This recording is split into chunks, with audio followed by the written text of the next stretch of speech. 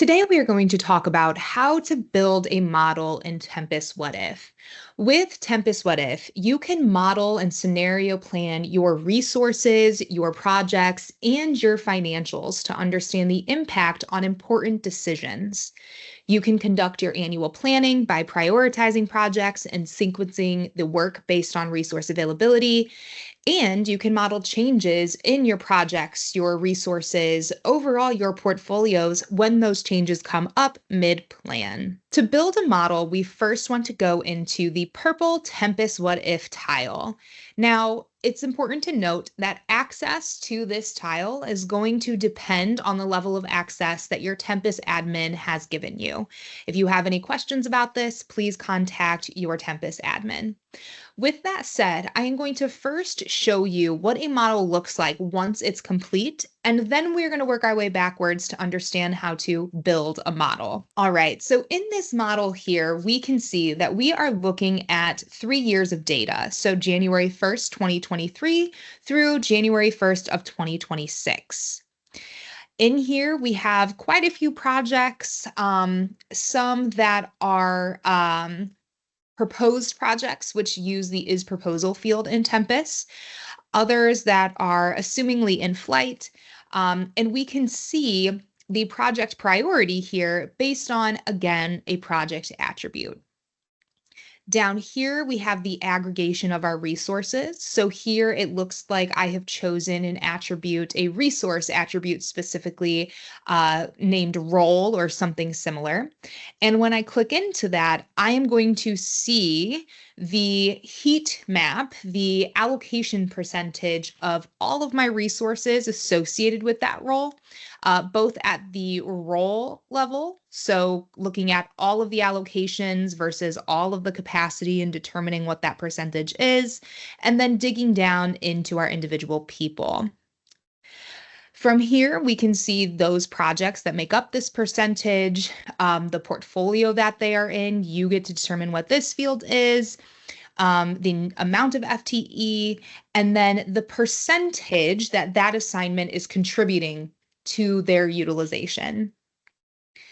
In here, we can also see a grid view. So from here, you're going to be able to come in here and actually change the allocations of your resources on those specific projects. And we also have a financials view. So the green bars here are going to represent a financial category associated with the project. So from here, how do you build a model?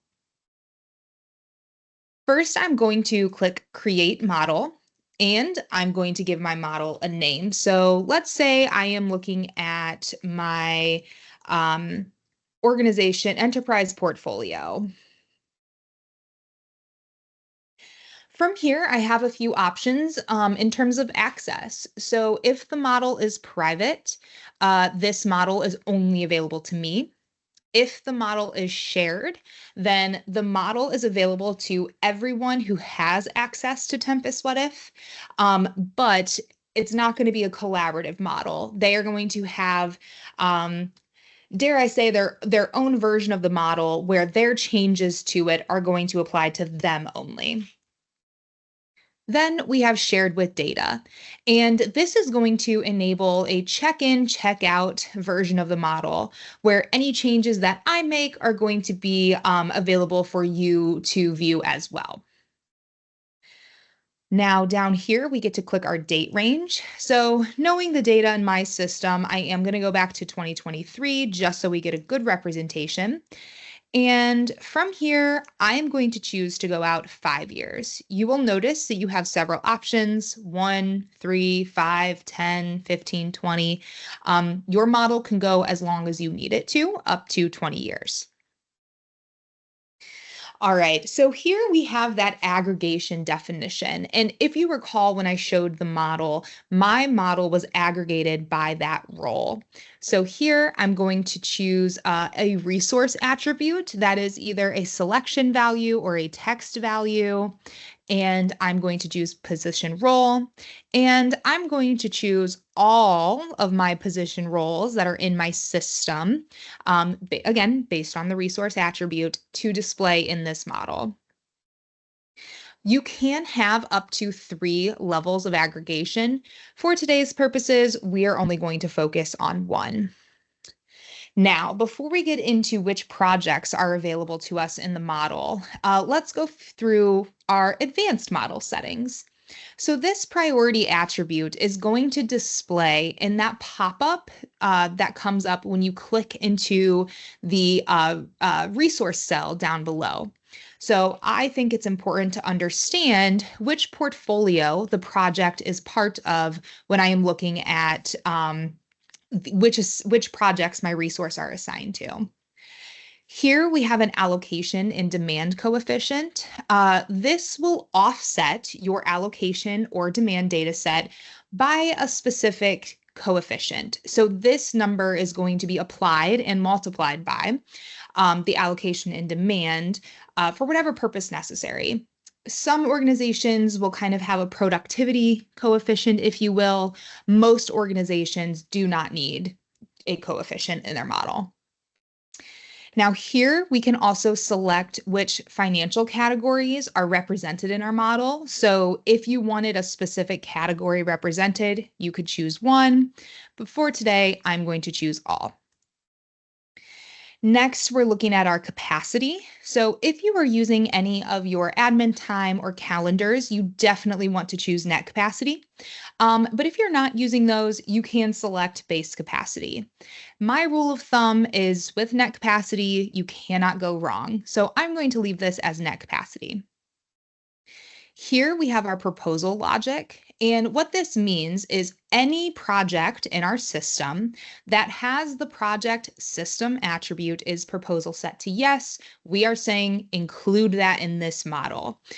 And if you recall the model that I first showed, these projects are going to come in as excluded from the model, but you are going to be able to include them as you need.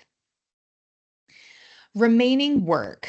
So right here, this is going to include the remaining work that sits on the project for your resources. Some organizations prefer to have this on, some don't. This is entirely up to you.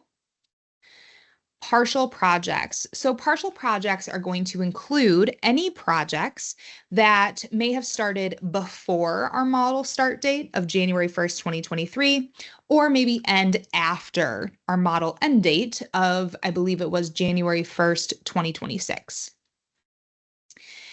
Dynamic project inclusion. So right here, we get down to the settings that revolve around which projects we are including in our model. So I'm going to scroll down here. You will notice when dynamic project inclusion is on, all projects here are selected. Now I can filter my projects based on a resource or project custom field if I wanted to filter this down. I have some advanced filters as well. Or I can turn this off and manually select which projects I want in my model. Most organizations have this turned on. So that way, even if they are applying a filter, maybe they only want to see projects that are part of a specific portfolio, or they want to see projects that maybe a specific position role is on. They would use dynamic project inclusion. Then they would set their filter, and then this is going to auto select any new projects that fit that filter in the future. Here we have unselected project resource allocation. What this means is for any projects that are not included in the model, based on maybe filters or your dynamic inclusion being off, this is going to include allocation for projects that are not in the model. So what that means is when you click on that cell of the allocation percentage for the individual resource or the aggregated resource, this is going to make sure you're seeing the full picture of all of their assignments, not just the assignments of the projects that exist in the model.